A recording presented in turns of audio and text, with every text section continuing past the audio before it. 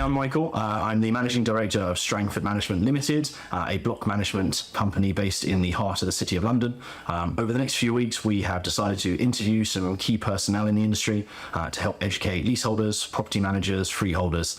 So our first interview today is Mr. Darren Coleran. He is a partner at Burdon Solicitors, heads up the real estate dispute team as well as the enfranchisement team. So welcome to our very first interview. How are you doing? I'm very well, thank you for having me. Pleasure. First one, so I'm glad you could be here with us today. So I wanted to talk through a few issues. Obviously, block management at the moment is a hot topic with the government. I think there's a lot of talk around freeholders, around landlords in general, and I thought, being as you are heading up the real estate dispute team and the enfranchisement team, it would be great to touch upon and hear your opinions on enfranchisement and right to manage. So why don't you go ahead and tell us first and foremost about enfranchisement. So enfranchisement typically is the name given to proceedings commenced by tenants when they are looking to take control of their block from the landlord. It does differ to right to manage in the sense that with an enfranchisement claim, the lessees are looking to acquire for value the freehold interest in the property, whereas a right to manage recognises simply just the right to manage the building.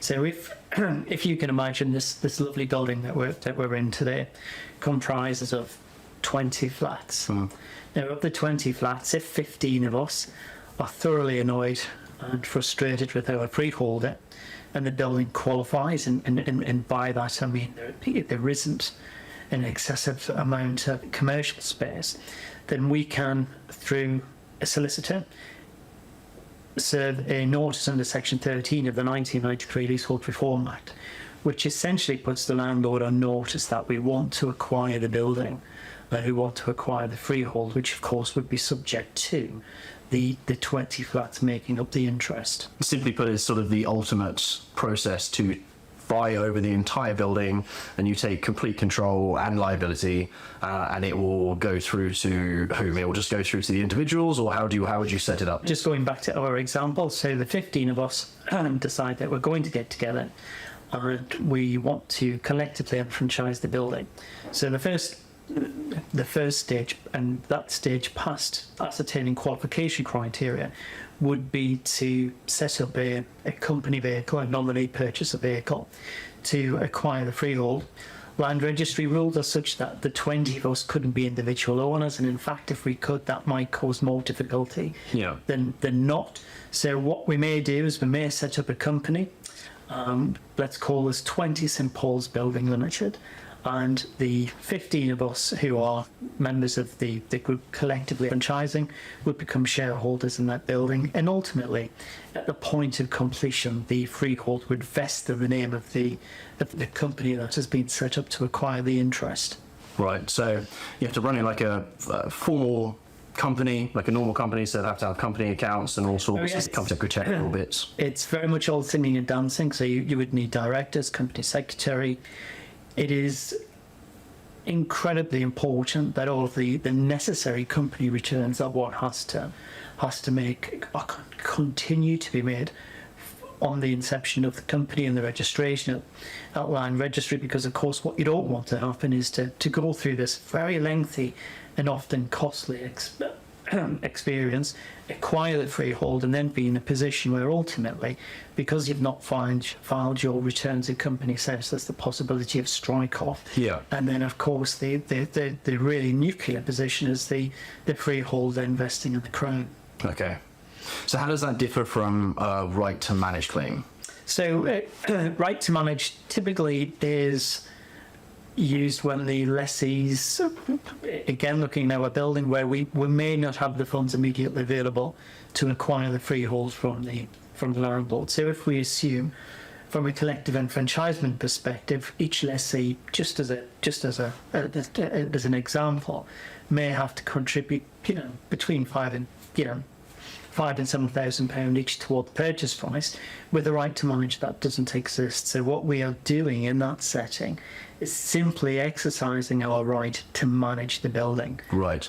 As long as the qualification criteria are met, then there is, from the landlord's perspective, no defence. You know, it is a straight from application through to management process. So it's a sort of no blame process. The company that's set up for the right to manage, to do the right to manage and take over the management responsibilities, they don't have to blame the landlord. It's just simply a paperwork process. They don't have to prove that there's some sort of mismanagement thing that's happened. I mean, if you look at collective enfranchisement and right to manage, they are both no-falls based applications. So typically they tend to be made when lessees are frustrated with the management of the building, insurance costs, maintenance costs.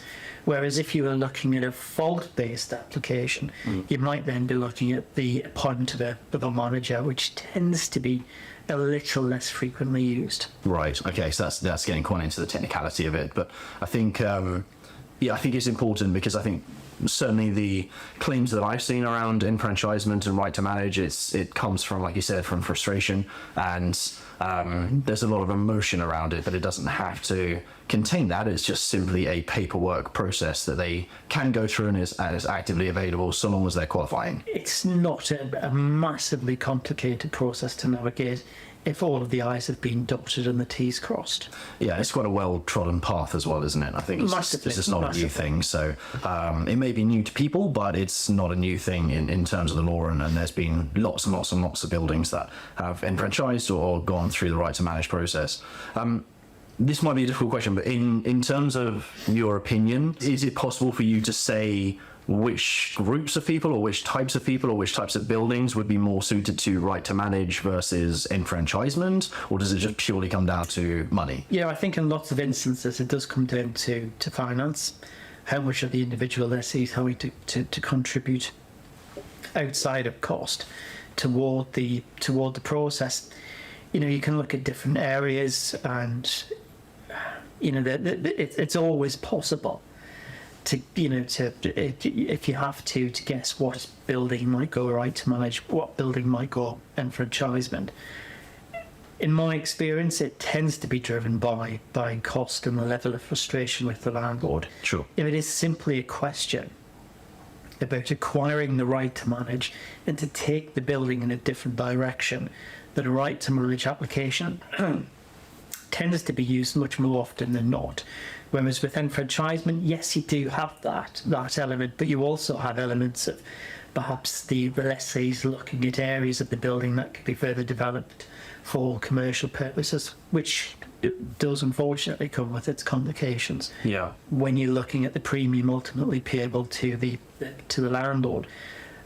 In today's sort of cost of living crisis, if you want, right to manage represents the most cost efficient way of lessees securing management of the building and being able to implement some of the changes that they consider the current landlord is not capable of. Which is quicker in your experience? I know it's difficult to sort of judge the course and things like that, but it'd be interesting because we covered sort of costs and a little bit about the process, but which do you think is really the quicker route for people to take? I think right to manage, given that it is not something that opens itself up to being defended outside of qualification of the technicalities which are attached to every claim, right to manage in my experience typically is quicker.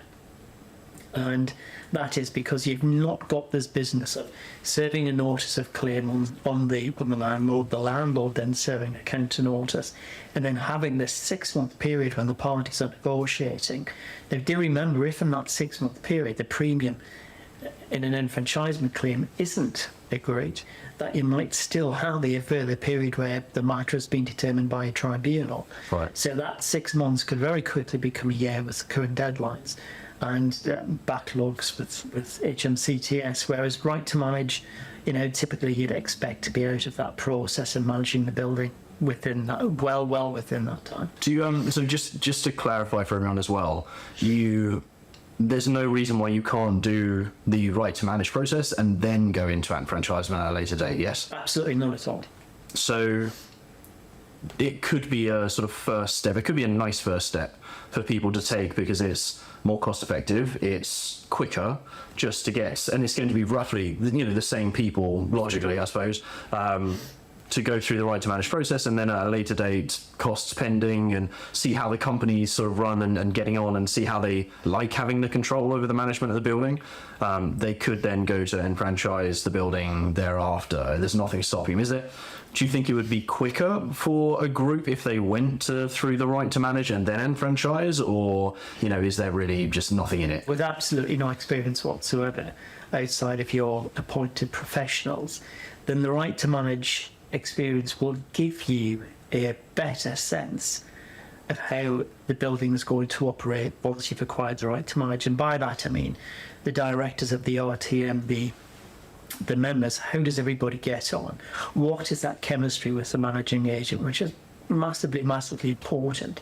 What is the dynamic daily? Now it might be that once you've gone right to manage, that dynamic and that relationship between the participating lessees is perfectly fine, and there isn't a need to take it forward.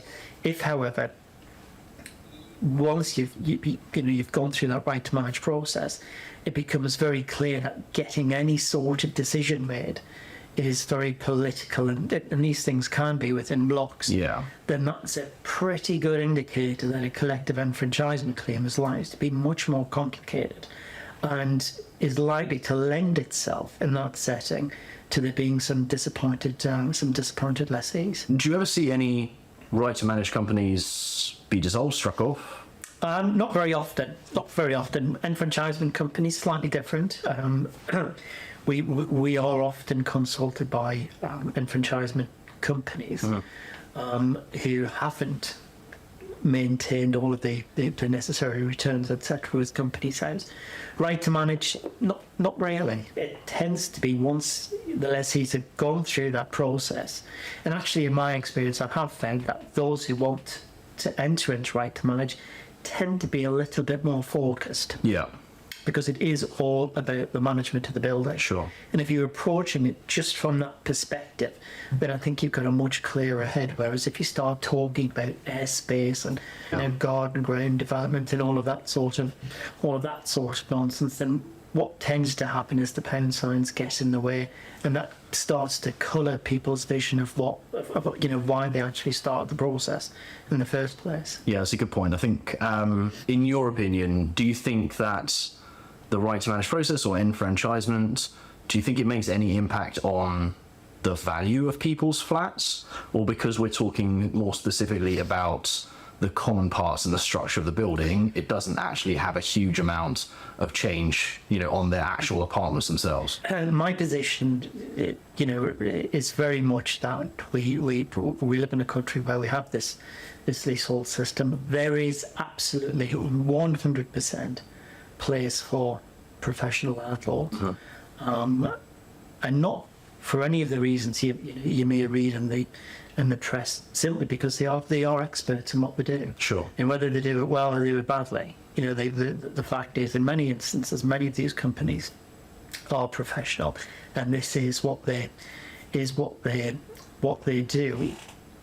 I mean, I think if you're a group of lessees and you're frustrated and you're wanting to take management of the building, you're wanting to change things, then collectively I think you've got to sit down and look at what you're doing and why you're doing it. If you're looking at this process as one to potentially generate income from the freehold in the future, whether that by way of the short leases within the building or developing common areas, then collective enfranchisement is perhaps the way forward. If it's simply about management, delivering sensible budgets for people in difficult times, the right to manage, in my view, is the way forward. What we don't see a great deal of, if I'm honest, is conflict between the two. So it's very rare that we have clients come to us and say we can't decide whether it's right to manage or collective. In the vast majority of instances that they've come to us, they've been meeting and talking, and they've got in their mind an idea of what they're wanting to achieve. Right.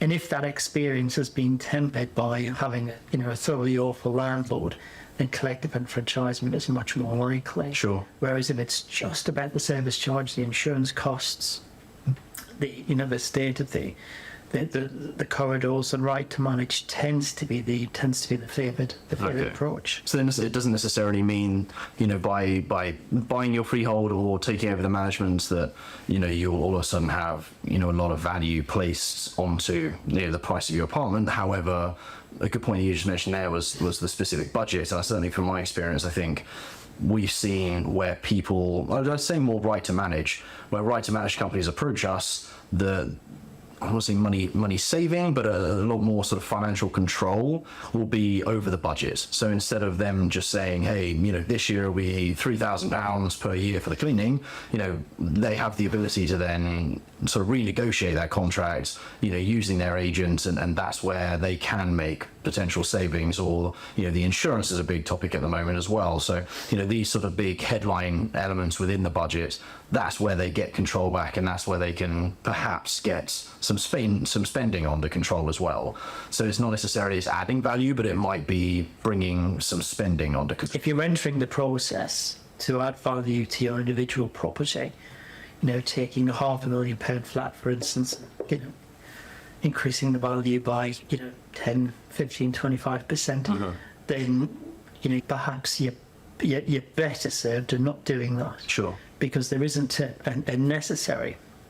necessarily there isn't any sort of correlation between enfranchising and then this enhanced value. Yeah. Typically what you'll see lessees do with collective enfranchisement, for instance, is once they've acquired the freehold, they will look to extend the leases, their leases to 199 years and kill the ground rent. Now, in some buildings that kills value in the freehold, but it doesn't necessarily transfer to an increase in purchase value. Yeah. And equally with right to manage, there isn't, I'm not aware of there being any direct correlation between having the ability to manage your building and the value of your property. What both instances do, however, is to give you control. And if you're in a block where, as a shareholder, you have a say in the insurance and the maintenance costs of your building and what happens to the communal areas, then I think you measure your flat against a building immediately next door, then it's much more likely where, it's much more likely that if you've got two identical flats, two identical buildings, one landlord controlled and one, that is perhaps controlled by a lessee, that the block with the right to manage or that has been collectively enfranchised might, I think, secure a little bit of an advantage in the marketplace, if only because there will be a perception that the lessees are able to determine what their insurance and maintenance costs are. Yeah. But of course, the flip side to that is that if the building is being managed, thoroughly awfully, and you've got a board of directors who don't get on, can't make a decision, then you can end up in a position we do see quite often where the value is being affected, pushed downward, if you like, and that is because the block is hampered by internal politics. So it really depends on your neighbours. It isn't entirely. If it's an exercise you're doing to add value, then don't. Yeah. Put your money somewhere else.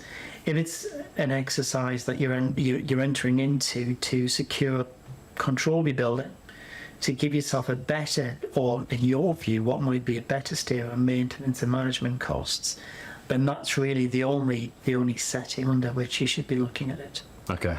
Yeah, that makes sense. Let's talk pitfalls in the process. Let's start with right to manage. Or unless, the pitfalls maybe are quite similar in each, or... They're very similar. Both processes are commenced with the service of notices. And what we sometimes see, a lot of my clients come to me, certainly in the real estate litigation sense, because previous solicitors haven't drafted the notices correctly, haven't allowed sufficient time for a response. As a result of all of these deficiencies, unnecessary costs have been incurred. It is a process that is rooted both processes are rooted in statute. There are generous timeframes allowed for the parties to undertake the various steps. I mean, I think it tends to be pretty straightforward, but I do it every day. Where we do see issues are where you have lawyers who perhaps and surveyors who perhaps don't specialise and practice in the areas. Yeah. And there is this crossover, unfortunately. I don't mean this disrespectfully to my conveyancing colleagues, because for many years I was in conveyancing, but there is this crossover where occasionally you may have a conveyancing lawyer think, well, actually I can do this, and start banging notices out, and that's fine if they get it right. Yeah. But because it's such a complex area, more often than not, we see that that isn't the case. And then we end up having to either start again, or the lessees of the group have incurred costs unnecessarily. So I think the first pitfall really is to make sure that you've got somebody looking after it who is familiar with the claim, familiar with the legislation and the valuation methodology that is attached to it.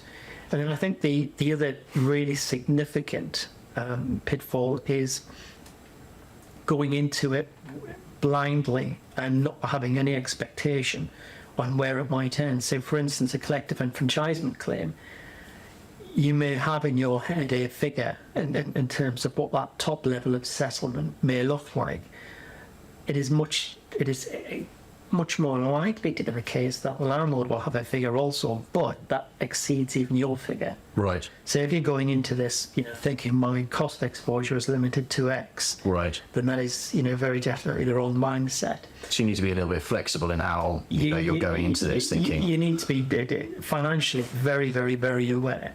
And then with right to manage, which is of the two perhaps the most technical, I think. Okay.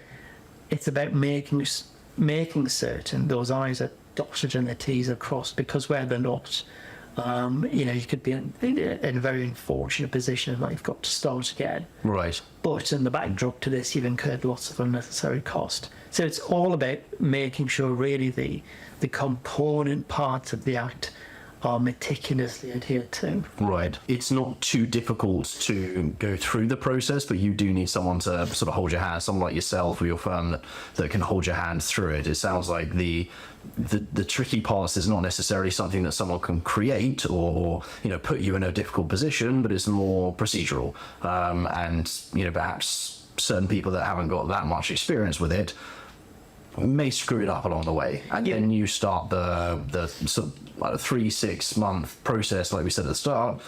You have to then go back to the start and reissue everything from the start. It's not a case of you can just go back and reissue that notice. You have to kind of go back to the start. I mean, there are instances when you can make applications to vary and to amend notices, but that tends to be in the that's not very common with collective claims. Getting that wrong, that can result in a significant amount of expense, because of course the landlord is entitled to recover their reasonable legal and valuation costs, considering the claim. That's in addition to the costs that you've already incurred. Right to manage, the cost exposure tends to be a little bit, in my experience, a little bit less. However, it's massively important, I think, that you're confident that your appointed professionals know what the process is, because once that process has been started, there are different consequences of stopping it. Sure. For instance, if with a collective claim, if you decide to withdraw, then the situation on withdrawal is then very different. Sure. To the situation with the right to manage, and of course it's not just you. There might be 20 or 30 other people involved as well. Yeah, exactly. That's quite a tricky thing to manage when maybe you're the sort of primary person for a group of people that are undertaking this, a group of leaseholders that want to undertake this process. We've sort of danced a little bit around costs, and not necessarily saying how much would you cost or how much would you charge for this, that, and the other, but from a kind of headline point of view, because I think it's important that we sort of really detail out a little bit and say, don't go into this thinking, oh, I just pay whatever X amount of money and all of a sudden someone does the process and we're there. You know, I think it's important to go into a little bit of detail about actually you will be liable for these costs and these costs and these costs from a headline point of view. Are you able to go into that a bit? So from a collective claim, and to some degree it's right to manage, you are responsible for the landlord's reasonably incurred legal and valuation costs. So their legal costs and the costs of a valuer to come in and value how much that freehold is worth. Yeah. So in a collective enfranchisement setting, absolutely. And in both instances, collective and right to manage, there is an obligation toward the landlord's costs, and that obligation, you know, can be subject to oversight by the property tribunal. Tends not to be as often as we'd expect, and that's simply because more often than not the costs of making the application through lawyers and complying with directions and the like can often exceed what potential saving is.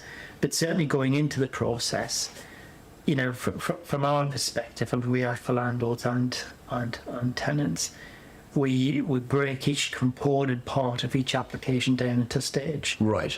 And then we would make a charge per lessee, agreed at the beginning of the matter with the group at the discharge of that stage. And because the process typically, you're looking at, you know, up to 6 and sometimes 6 months and beyond, that allows everybody to, or it allows the lessees to, in most cases, spread that cost. Each individual stage, depending on your involvement and the notices and the negotiation with landlords and all sorts, you will break that down and say, this is how much it will cost at this stage and this stage and this stage. And then you'll break it down and say, okay, there's 20 of you, so there will be X amount of money per person. And then you can say, hey, it's split over 6 months. So, you know, the cost exposure is split over 6 months. I'm not saying you have to pay everything up front right now and you know, deal with it then. You can deal with it in particular stages. We're very much stage based as a firm. Some firms will ask for payment of all of the costs up front. So this is something unique to you guys. It's not necessarily that everyone in the industry. No, I mean, I think you know, quite a lot of firms do have that staged approach to the costs, and it is important to manage people's expectations. Sure. To know each individual component part of the process, what it's going to cost. It works for us, and we find that it's easier if you're looking at this from a purely marketing perspective, and I'm not, but if you were, you know, it's not unusual for a group to come looking to enfranchise or to right to manage, to be given the fee estimate and then to, you know, recoil in horror because, you know, who has a couple of £1,000 handy these days? Whereas if you're actually saying, well, you know, that's fine, it is £2,000 per lessee as an example, but that's over 6 to 8 months, and that is much more digestible. Yeah. And does lend itself, again, from a purely marketing commercial perspective, to more of those new inquiries converting into real business. We've gone through what the different types of processes are, which type of process would benefit certain types of people, you know, what the importance is with different ones, the different types of processes, the sort of headline costs involved in it. So, you know, I think and certainly the value, the impact that each would bring, and you know, the benefits of those. So I think probably the only thing left is, if you were a leaseholder in a block of apartments, how would you get started? Say you're listening to this and you're really, you know, super interested in, say, I really want to go through with right to manage, right enfranchisement. Where would you start? I mean, I think the starting point is to sit down as a collective with a lawyer. Okay. To talk through what you're hoping to achieve. This is enfranchisement or? Enfranchisement and right to manage. So both. Okay. Sit down with the lawyer. And really, you're wanting to talk about what you're hoping to achieve from the process. Once you've had that conversation, it will be, I think, far easier for the lawyer to provide you with the right sort of advice, the right sort of information as to costs, and the right sort of information to take away and to read. Unless there is an immediate pressing need, for instance, leases falling below 80 years, it is sensible as a group and as a collective to really sit there and go through all of the material that's been provided. And lawyers, we're full of material. So, Sure. If you're getting an estimate or a cost breakdown from a lawyer who can't provide you with any information, then, that should be a real red flag. Yeah. Take the time to go through the data, to go through the objectives of what you're looking at achieving, to look at the information the lawyers have provided, speak to surveyors, ascertain what the cost is going to be.